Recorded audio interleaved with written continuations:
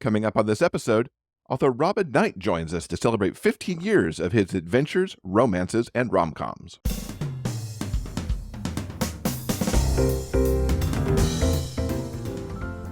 Welcome to episode 432 of the Big Gay Fiction Podcast, the show for avid readers and passionate fans of queer romance fiction. I'm Will, and with me, as always, is my co-host and husband, Jeff. Hello, Rainbow Romance reader. It is great to have you here for another of our Super Summer bonus episodes. I am so happy that we get to celebrate with Robin Knight for his 15th anniversary of publishing. His Fathoms 5 series has long been one of my favorite things, and I am a proud owner of a first edition paperback of The Cross of Sins, which is the very first book in that series. We also love his romances and rom-coms. Now, he's been on the show before. In episode 149 from 2018, when he was writing as Jeffrey Knight, we got to talk to him. And it's great to catch up with him now and talk about this milestone anniversary, the conclusion of the Fathoms 5 series, as well as his latest romances with Under the Arabian Sky and the forthcoming Heartless. We're also going to get some book recs and some hints at what else Robin is working on. Robin, welcome back to the podcast. It's great to have you again after some number of years that neither one of us is sure how long it's been. Too many years. Thank you for having me back. This is wonderful. I could not let the end of Fathoms 5 pass without having you back on the show. There's so many kind of milestones here. Like, for me, Fathoms 5 is one of the first pieces of gay fiction and was kind of one of my gateways into gay romance, even though it's not really a romance per se, because it's very adventure-y. But so there's that. Your 15-year publishing anniversary is tied to the 15-year mark of Fathoms 5. It's just all these things kind of happening at once. That's right. Yeah. I started Fathoms 5. The first book, The Cross of Sins, was published in 2008, which makes me feel very old, but that's okay. And so I was writing it in 2007. And the reason I started writing Fathoms 5 was I really wrote it for myself because there was no gay adventures out there that really kind of hit that Indiana Jones mark. And I thought, oh God, this is begging for it. It's what I want to read. I saw Raiders of the Lost Ark when I was like 12, and I would have killed for a gay adventurer back then, and they just didn't exist. And so I just hit a point where it's like, you know what, I want to get into gay fiction. I want to start, writing something that I'm going to love. And if nobody buys it, that's okay, because I just need to fill this gap in my life more than anything. This hole of entertainment that I really wanted as a kid. And so I wrote Fathoms 5, the first one, Cross of Sins. I loved it. And then I wrote the second one and third one, in the next few years. I was on about one every 2 years then. And then there was a big pause, and I felt very sorry for all of my fans because I kept leaving them hanging off a cliff. I did kind of poke you a lot, like, is it time yet? Is it time yet? And you'd kind of tease a little bit. And then number 5, The Temple of Time, was supposed to be number 4. But I realized that there was a bridge. I needed to bridge a storyline between book number 3 is The Eye of Doom, and book number 5 is The Temple of Time. And book number 5 was always going to be a very big book. It's like the tentpole in the whole 7-book series. But I needed to kind of get some more information in there before I launched into Temple of Time. Otherwise, it would have been a very long book. And so that's when Tomb of Heaven, book number 4, which is a much shorter book, happened. And it was really just kind of a wedge that I needed to put between books 3 and 5. And then, of course, it was ages after Temple of Time before Tears of the Golden Tiger, book 6, was finished. And I actually held book 6 off for a while because I wanted to follow it up with book 7, The Thief of Thunder, the new book, as soon as I could, because of the cliffhanger at the end of book 6, which did kind of leave us hanging there a bit. Yes. As soon as I finished that, I think I messaged you like, okay, and now what? When's the next one? The inspiration for the end of book 6 is that, I don't know if you ever watched Dynasty as a kid. There was a dynasty for you guys. Yes, that the wedding massacre scene Hmm. in Moldova was the inspiration. It's like, oh my God, I'm going to leave this so that nobody knows who will be signed up for the next season. I didn't make the connection, but now that you've said it, I'm like, yes, I get it. I totally get it. When I saw that climax, that cliffhanger as a kid, it's like, oh my God, this is what I want to do. I want to create this kind of suspense in a book one day. So I had that earmarked. I absolutely love that. Now that we've said all this stuff and people are like, what are they talking about? Because you and I kind of just jumped right in because I'm the fanboy of Fathoms 5. Sorry. Back up a little bit and give us what Fathoms 5 is about as a whole series. Okay, so Fathoms 5, it's my answer to Indiana Jones. It's a gay Indiana Jones meets the Mummy, meets James Bond, meets Charlie's Angels, meets Tomb Raider, all those big adventure set pieces. I wanted to combine them into one big gay adventure. So we've got 5 heroes. They are Fathoms 5. So the head of the bunch, he's a bit like Charlie and Charlie's Angels, is Professor Fathom. And he has 5 hot, hunky heroes who he sends out on big adventures, and they all have different strengths and they come together as a team. So there's that found family feel that I really wanted to get across. And each book is an adventure that they need to solve, but there's also a few really big overarching storylines that cover the entire 7 books. There are villains in early books who, have their big villainous moment in later books. And there's a couple of very big subplots that run throughout the whole series. And then right at the end, let's have some weddings. I was so happy about that because that kind of leans into some of the gay romance because these 5 over the course of the books, they each find their person, and some find it early in books 1 and 2, some find it later, but you get to have that nice arc with them on their romance as they keep moving towards those weddings that we finally, get in the last book. Yeah, you've got to fall in love when you're saving the world. That's how Exactly. it works.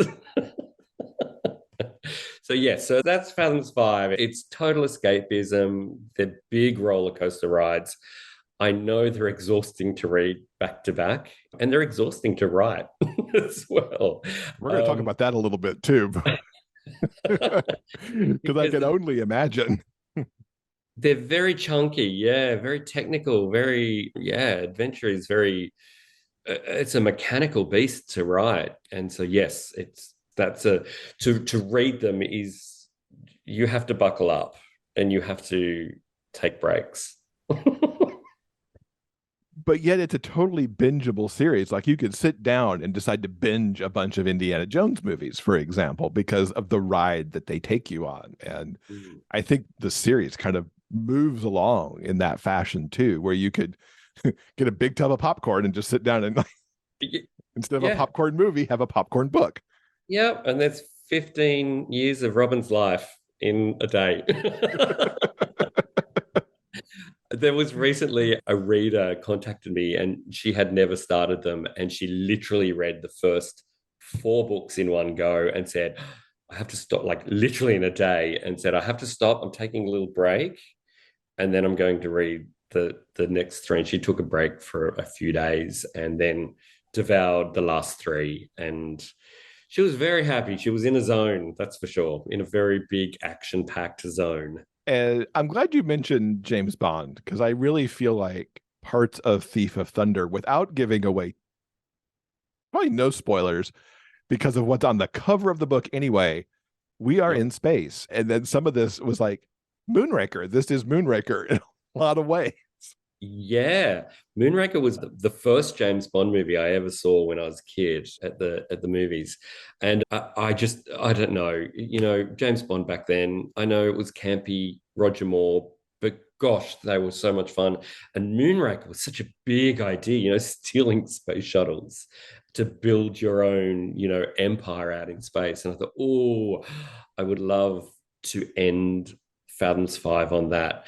And as this woman who binged crazily, she said in her last review, in her review of Thief of Thunder, book 7, she said, well, they've been all over the world, so it kind of makes sense to take them out into space now.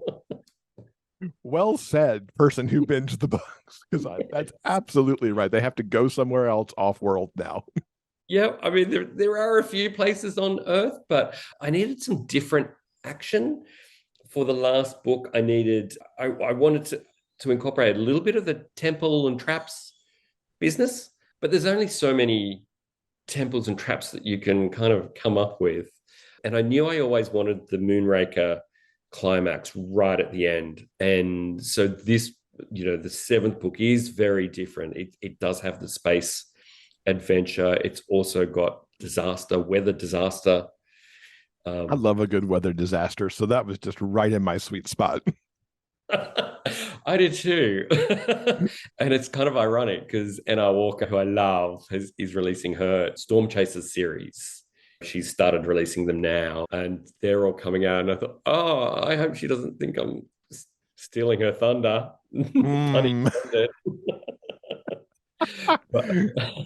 But I did have the big disaster, the big weather disaster stuff planned out many years ago. And it was a lot of fun to write, I have to say.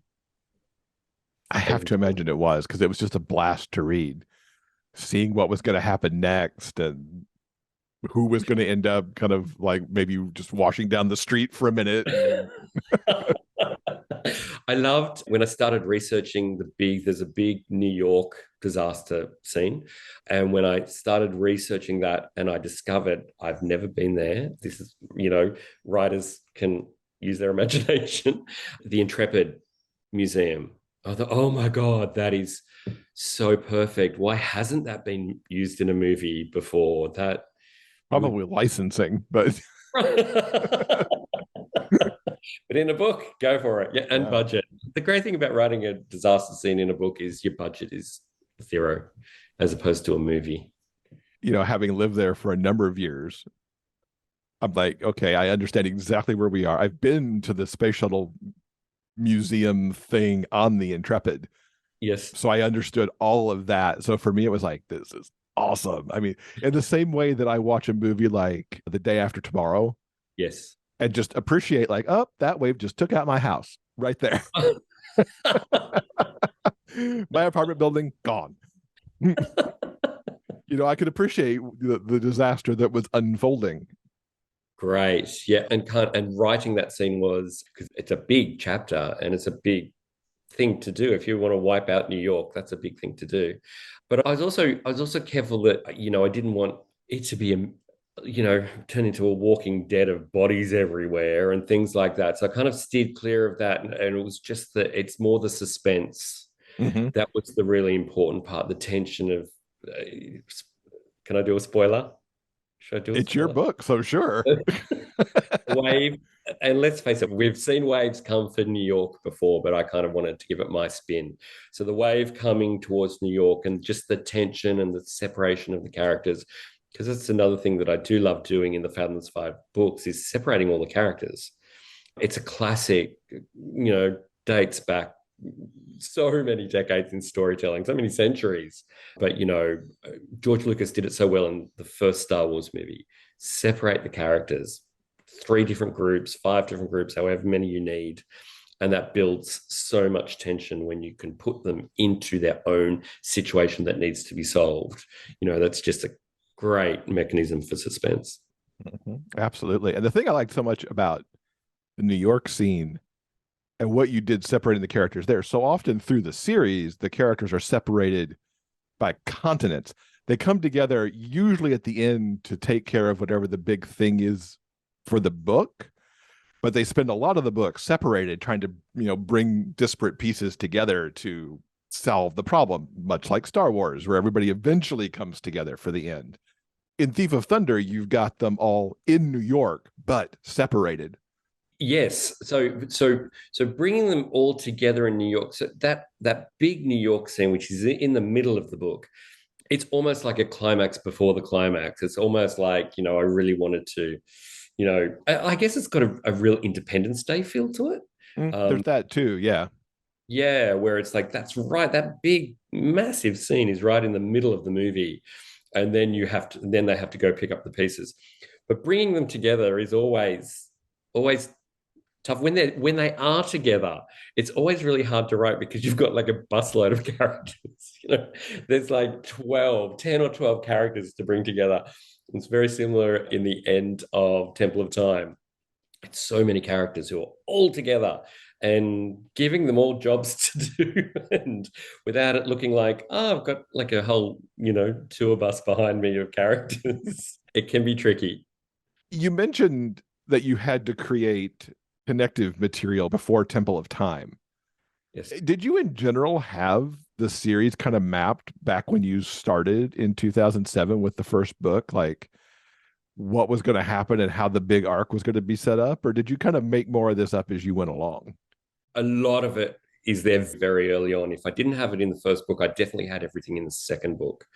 The villain in book 5, Caro Sholtes, is introduced right at the start of book 2. And again, I'm just borrowing on, giants who have stood before me. Superman, the movie, right at the start of Superman, the movie, we meet the villains for the second film. Mm-hmm. And then they get cast off and we don't see them again until the second film. And it's just, that seeding, that planting of all those little bits is the first few books are filled with it. The villain in book 7 is right at the start. The antagonism he has towards one of the main characters, Shane, is right in the start of book 1. And then he eventually becomes the villain, and he was always going to become the villain in book 7. So yes, everything was very mapped out to the point that I was going to lose a few characters in book 5, that I needed to introduce a pilot by book 6. And I always did want to make him Australian, and that the pilot would be very much needed in book 7 because somebody needs to fly a space shuttle. Indeed.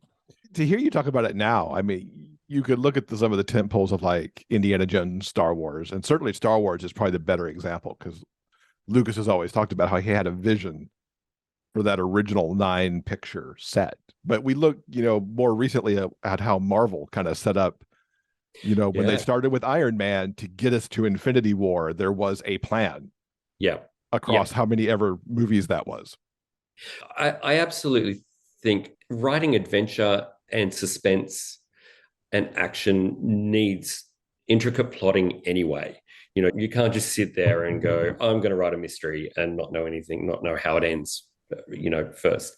So I think all of that planning, when I sat down and I came up and I created these 5 characters, and I thought, I really want this to be a big story arc. I want it to be a big canvas.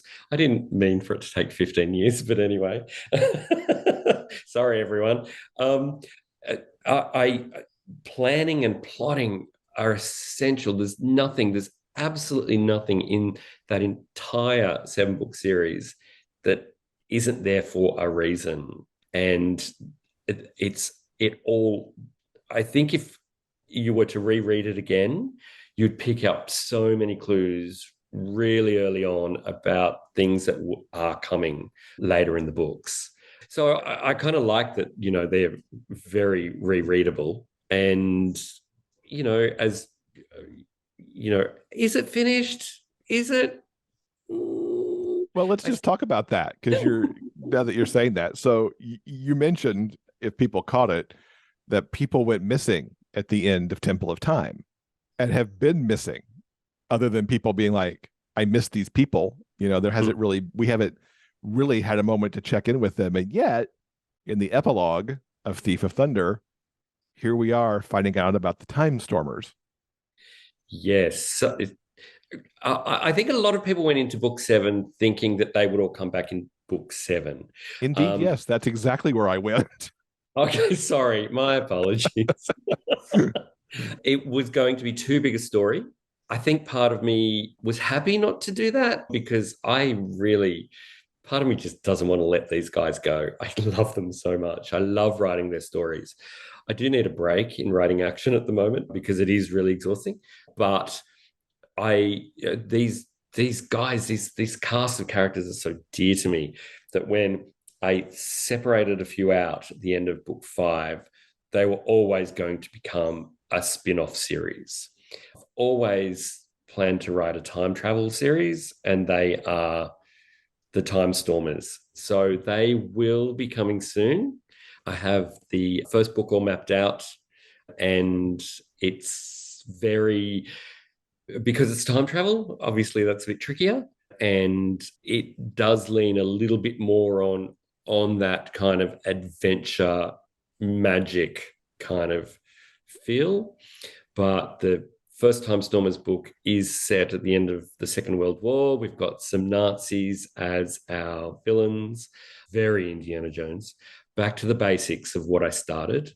And it's going to be quite a big book. And then I'm planning 3 books for the Time Stormers, but who knows? And the Fathom 5 characters haven't completely checked out yet either. So they will have a place in Time Stormers eventually. Excellent. I knew there was more. There had to be more. Even as I was turning that page, I'm like, okay, oh, epilogue. Hey, look at who's here. Oh, great. Creating the action sequences and then also keeping things personal with the characters and having that time for romance and the breath to be like, we can have a moment to have dinner or maybe make out or have a date or whatever that is. How did you kind of map those across? So you were always kind of balancing the more personal side of things for these characters versus the big, usually saving the world is a thing across all of the books because of what they're going after. Yeah. How was that? Because I know like authors, I read a lot of romantic suspense too, and the authors we talk to there talk about having to take care of the running clock on whatever the suspense element is, but also giving the characters time to, have a romance moment. Yeah, and I think that there's a big difference between romance and some nookie. Nookie is hard to put in. That's really hard to find a spot for that. And I think when I do find a spot for it, it's in the transition in locations. They'll arrive at a hotel or they're on a train or they're on a plane or wherever, and there's that travel downtime is perfect for that, or right at the start of the book or right at the end of the book. They're kind of the only, when you are saving the world, you don't want to be busted with your pants down, Right. So that there are specific times where I would be able to feed that in. But as the series went on and the romance becomes really important, just those romantic moments you can steal anywhere. You can steal a kiss, you can steal an I love you. And so they became easier to thread through. And also, the more somebody loves somebody, the higher the stakes are and the greater the suspense. So that really made the romance can make suspense really powerful. So that's kind of the difference that I came to between the two. There is less nookie as it goes along. Somebody, I read a review the other day that said that the first book is porn with plot, and that I quickly replaced it with plot with porn. And we don't like to call it porn, but that review was not far off the mark. That there's a lot more steaminess in the first book, and it does become less as the romance builds. Maybe that's what romance is. Well, also in the first book, before you were saving the world, you had to bring everybody together, so there was more opportunity in some ways because you hadn't really taken off yet. Yes, yeah, I absolutely right. Everything. All the stakes increase throughout the book. Those relationships have to get deeper. The drama has to get higher. The action has to get bigger every book. So yes, so that romance does definitely build, but there's also, but there's new romance too, because Sam just got his romance in book 6. Finally. Yes, and I love young Sam. Finally. Is he your favorite? Is he? It's so hard to have a favorite, because they each bring such an interesting thing to the mix. Yeah. and they're each such their own individual character and couple. Like if I really had to pick a true favorite across the characters, it's actually not one of the five. It's Daniel, Yeah. because he's such an outsider swept into this. He alternates between this is awesome, this is fun, this is I may die. I'm not sure this is so fun. He's the nerd. Yeah. He's the Clark Kent of the He's the group. nerd, he's the reporter, which I appreciate. Says, some of my early career was in like journalism, so I really appreciate Daniel. Yeah. So I always want him to kind of come out okay, which of course, Well, I do. he's Yes. got his arc and it's good. Yeah. His arc is quite big for not a character. He's not even in the first book. I love Daniel. Yes, I do. I love that he and Shane are opposites tracked. And the last two books, I put Daniel through the ringer, probably more than any other character. He did And not appreciate the Tears of the Tiger at all. I I won't think even say what about it he didn't like, but that was I think that was his least favorite adventure. Well, yeah, absolutely. Well, and what happens at the end of number 6 and the start of number 7 for him? Yeah, I think that's how I show affection for a character is I, really put him through it. So 15 years of giant action sequences. Not only do you have to, create a few action sequences to get to the big one in a book, in an individual book, but then it's trying to amp it up to get to the finale. Yeah.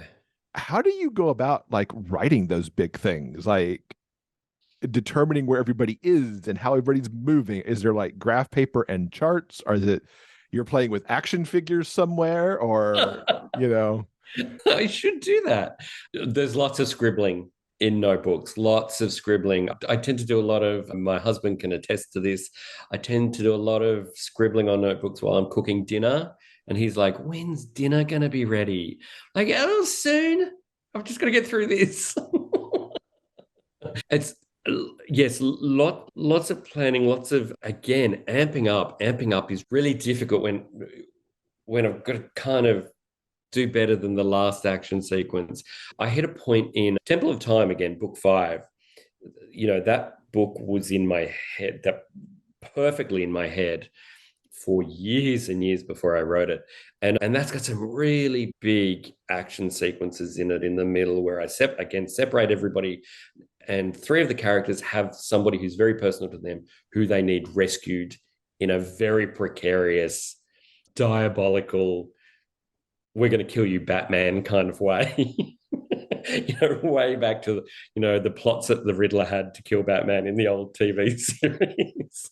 So there was, those were very complicated action sequences, and I love them. They're my favorite in the whole series. But then when I hit book 6 and I needed to come up with stuff, I was, oh wow, gosh, what do I do? But I find a good way through that is to look at where we are, look at what is relevant to that culture or that region, and then use that in the action. So, for example, when I get to book 6 and they're in India, and there's a big scene where they need to cross a gorge with vines. And I was like, oh, this isn't enough. It's not enough. I need more in this to make it exciting. And then I thought, oh, okay, well, we're in India. There's lots of cobras in India. Let's kind of put cobras in the vines that none of them are expecting until they're halfway across the gorge. So using that cultural or regional, world and pulling pieces out of that to add into the action is always fun.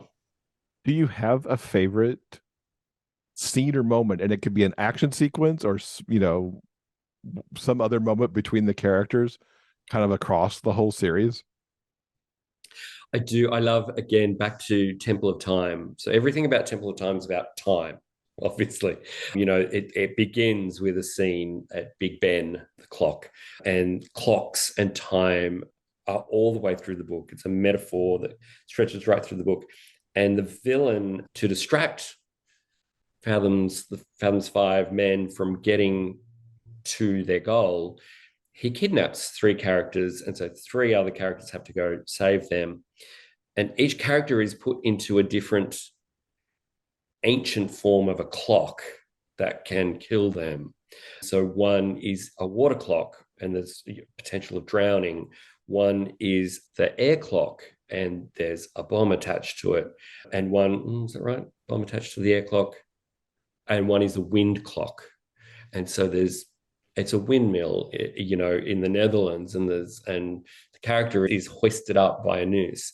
And so these are really intricate, ancient devices. The water clock, especially, I had to do a lot of research on water clock which is in Morocco. And so these ancient devices are used to put literally a ticking clock on whether these characters will live or survive, whether our characters can save them in time, and what will happen. And they're all in very different locations around the world, different weather systems. It was extremely intricate to write, and there's lots of chopping between the scenes because all of this suspense is happening at once. And it literally was, you can't get any more literal than saying this is a ticking clock suspense scene. I really love that you picked Temple of Time for your favorite, because for me, the finale of Temple of Time was just a mind-blowing sequence in the temple, and how the temple worked and how they had to move through the temple. The whole thing was just like, oh my God. Oh, I'm so glad. I love that climax. And again, because there's so many characters in that climax, it was quite difficult to write because there were so many moving pieces. And it was such a big climax because you've got Professor Fathom finally has a moment where he can, he's normally the old guy who's in charge of everything. He finally has his moment where he can, right a wrong from his past. And he's the one who deals with the villain in the end. But you've got all the other characters in this moving temple where anything can happen. Yeah, it's crazy. It's crazy, that one. Yeah, but it's so fun. So 15 years. How's it feel to hit the 15-year of your publishing career mark? That's a big deal. Yeah, it feels great. I've actually been writing longer than that, but I've been writing a gay fiction for 15 years. Before that, I'd published a few books, which, aren't really around anymore. But that was, my first book was out in 2000. So I've been doing it for 23 years now. And yes, everything's changed a lot. I used to walk up to the mailbox with manuscripts in an envelope, and I used to give it a kiss and stick it in the mailbox and send it off to some publisher in America and wait 6 months to hear back. These were the days before self-publishing, and I'm glad everything's so much more streamlined these days. Makes it easier just to be productive. But yeah, it's been a long time, but it's all I ever want to do. And I think finishing Fathoms 5 as it is finished, that first series, it feels good to kind of mark the end of, not mark the end, but my 15-year publiversary in gay fiction.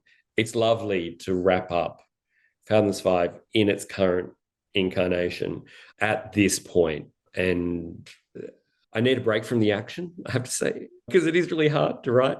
And so I'm looking forward to just throwing myself into the romance and the rom-coms now. And I'm in a position now where I'm writing full-time, and I feel quite unstoppable at the moment. Excellent. Let's hope that, I want that to keep up. So shifting away from Fathoms into more romance fare. Earlier this year, you actually released a book that's actually part of the Love Abroad series with Under the Arabian Sky. Tell us about that, because that was like bringing you back into the romance area to launch that book out after that pause. Yeah.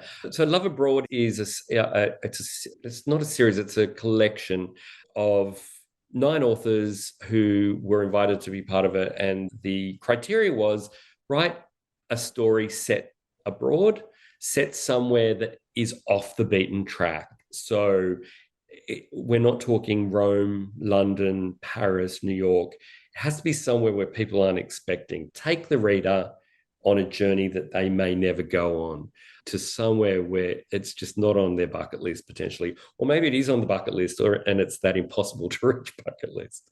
So there's Madagascar in there, there's Norway, there's Africa, there's so many great locations. And I chose Oman because we had just been to Dubai and Abu Dhabi, and the Middle East is extraordinary. It's so complex, and it's an amazing place. And I was there, and I was like, oh my God, I have to write a love story set here.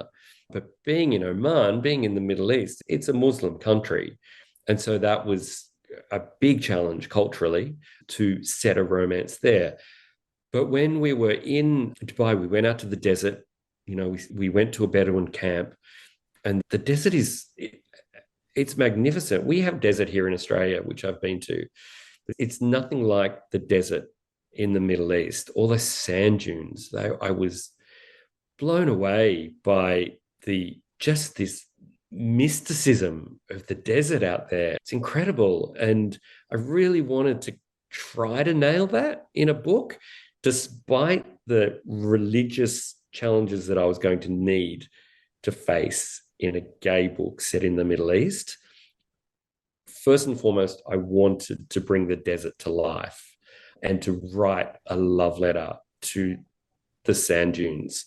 And that was my goal with Under the Arabian Sky, was to really bring that sand and that magic of that exotic Arabian desert. We've been all our lives, we've had Arabian stories, Aladdin, and it's no stranger to us. But to bring a gay romance into that world, I really wanted to see if I could do it. And I'm so proud of that book.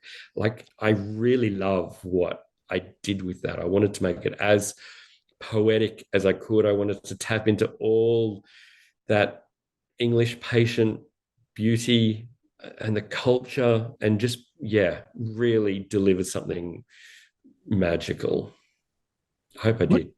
What kind of preparation did you have to do for it? Because you do have everything with the desert, as you mentioned. Even in the blurb, you mentioned the science of sand that kind of gets brought out through one of your characters, but then also, really embracing and working with the cultural aspects too, of actually having a gay love story set in that culture.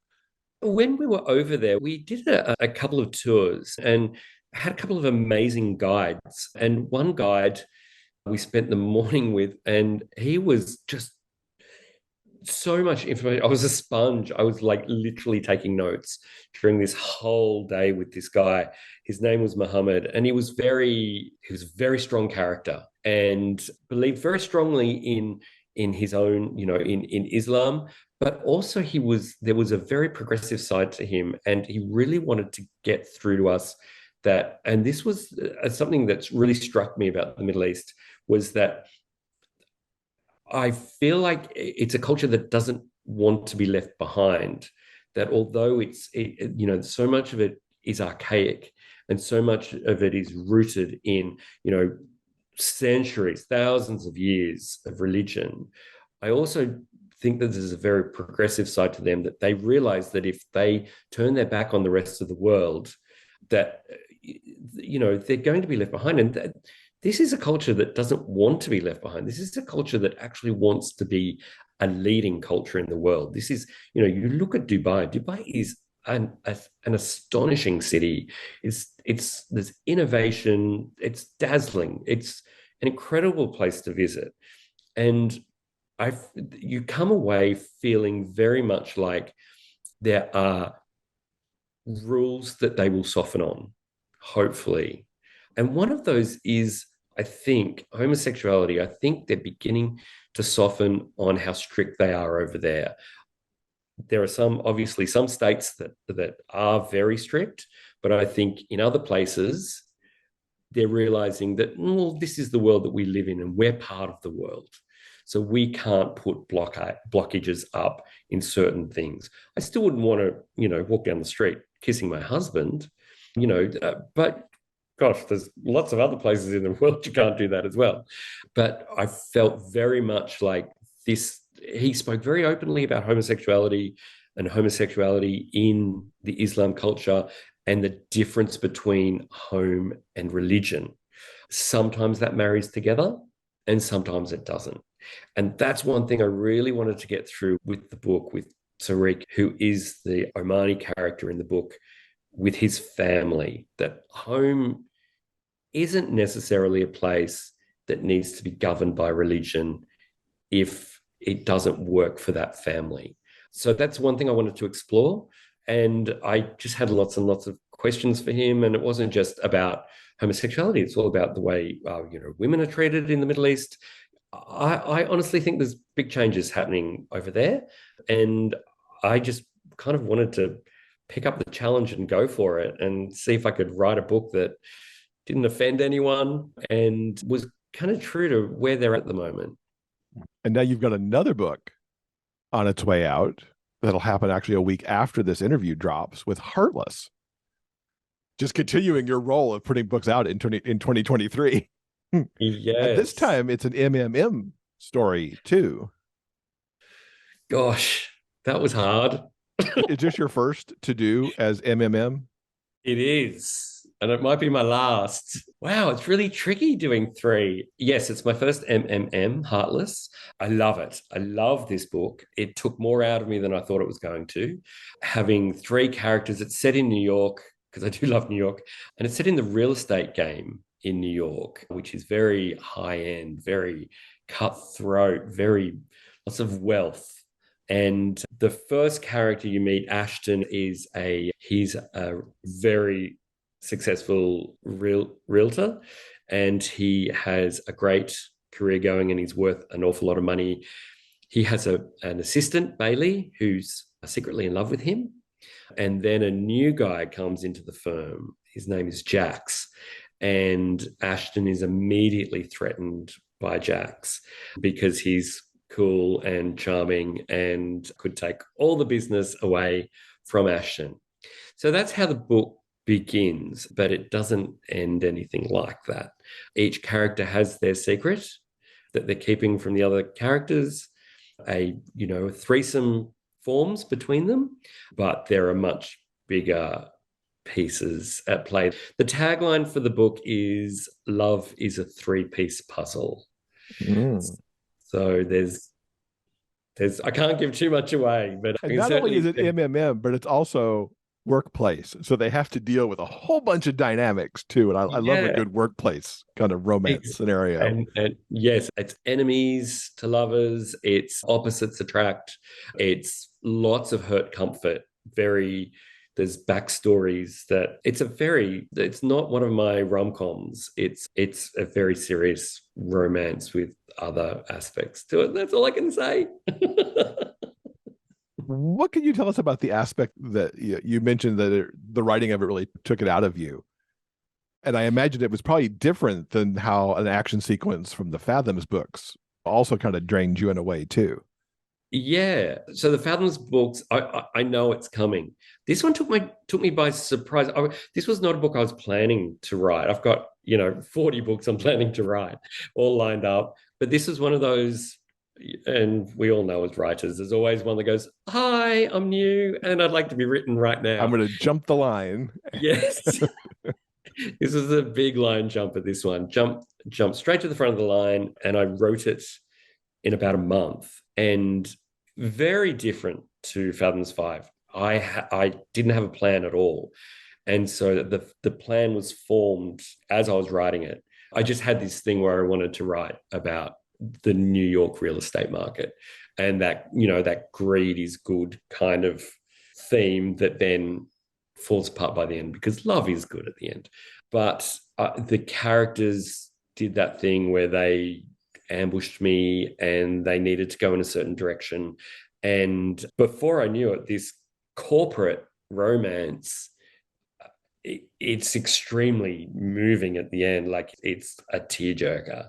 So it really shifted fast, and it had a mind of its own. And I love it. I love this book. I love the title. I love that Heartless is, it's all about being anything but heartless in the end. Wow. Can't wait to read it. Sounds so good. Oh, And a tearjerker on top of it. So anything else you want to kind of tease us about, like beyond Heartless? I mean, we know Time Stormers is out there somewhere. I'm going to pretend like it's in 2024 somewhere at least. What else can you maybe tease us about what's coming in that line of 40 books you've got to write? Well, I've got another book coming after Heartless. I'm about a third of the way through now. It's another romance, and it involves a character with a disability. So it's quite a serious romance, and I'll be putting up very soon. Actually, by the time this comes out, the teaser place card will probably be up and ready. I'm hoping to have that out in September. And then after that, I'll do a Christmas story. Yay, Christmas. We love writing Christmas stories. It's so much fun. So I've got a little Christmas story. Well, it'll be a novel, and it's a family set kind of, that whole family chaos at Christmas kind of story. And then after that, I'm going to write the fourth Billionaires book. So the Billionaire's Boyfriend came out a few years ago, and the next book was The Billionaire's Wedding, and the next book was The Billionaire's Wish.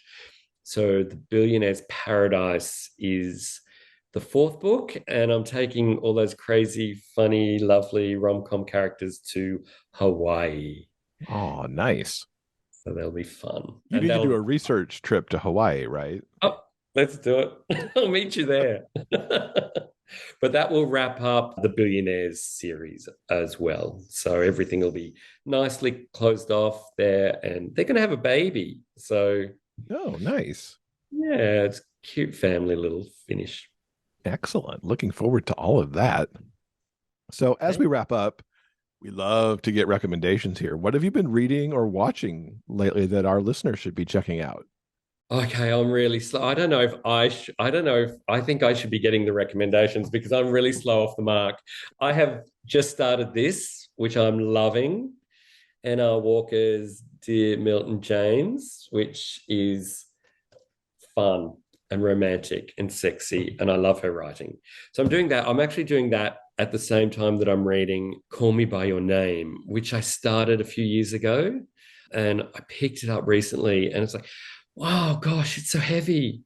Gosh, it's so full. It's so chunky, the language in that book. And so that's kind of why I'm switching between the two. Nice. I need something light. I need something heavy. I think the only way I made it through Call Me By Your Name, and I said this on the podcast back when the movie came out, because I think I read the book. I think I read it before the movie, but maybe it was right after the movie. Either way, I did the audiobook. So then I could have it read to me rather than having to parse through all of that myself. It's very chunky, like once you're in his head, wow, there's a lot of thoughts going on in there. Yeah. It's brilliant. It's beautifully written, but it's a big read. I like that you can go over to N.R. Walker, which is a much more easygoing, because N.R. Walker just has that nice vibe about the work, and you can just kind of get lost over there. Absolutely. Yeah, I love her stuff. And what am I watching? We're currently watching something Australian, which you might not have over there. It's called Deadlock. It's brilliant. If it comes over, watch it. We nearly didn't watch it. And it's a series, it's a cop series about a serial killer set in Tasmania in a very small town, and everybody's a lesbian. And everyone's either a lesbian or a lesbian hater, and there's a serial killer on the loose. And it's hilarious. It's so funny, but it's thrilling at the same time. I think it's genius, and I'm addicted to it. So if that does come over to America or wherever you're watching, anyone in Australia, watch Deadlock. It's fantastic, and hopefully it does go international. Now we all have something to watch, and we could check out something Australian, so that'll be fun. Great. Excellent. Thank you for that. So what is the best way for everyone to keep up with you online and find out when everything is coming? So obviously Facebook, you can find me on Facebook. Otherwise, you can sign up for my newsletter at my website, which is www.authorrobinnight, frolloc.com, and that way you'll get all my newsletters and you'll know exactly what's happening, and all my books are available on there as well. Or you can find me on Amazon. All my books are on KU, so it's one nice, easy place to find me. Fantastic. Robin, it has been so awesome catching up with you. Thank you for finishing Fathoms 5. And I can't wait to read some of this new stuff that's coming too. Oh, good. Thank you for having me. It's been so great. I love being on here. This episode's transcript has been brought to you by our community on Patreon. If you'd like to read the conversation for yourself, head on over to the show notes page for this episode at biggayfictionpodcast.com. We'll have links to everything that we've talked about in this episode. Thanks so much to Robin for coming back to the show and talking about all the books. I'm eager for Time Stormers to start. Robin, you know, it can't come fast enough for me. But I'm also so looking forward to digging into Heartless and see what Robin's created with that MMM story. All right, I think that'll do it for now. Coming up next Monday, we're going to finish off our Super Summer bonus episodes with a flashback to 2019. Back in May 2019, just a few days before Red, White, and Royal Blue hit bookstores, we had Casey McQuiston on the show talking about their debut. With the movie adaptation coming out on August 11th, it's a perfect time to revisit that interview and recall the story's origins.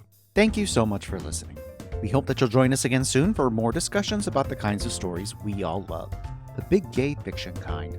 Until then, keep turning those pages and keep reading. Big Gay Fiction Podcast is part of the Frolic Podcast Network. Find more shows you'll love at frolic.media/podcasts. Original theme music by Daryl Banner.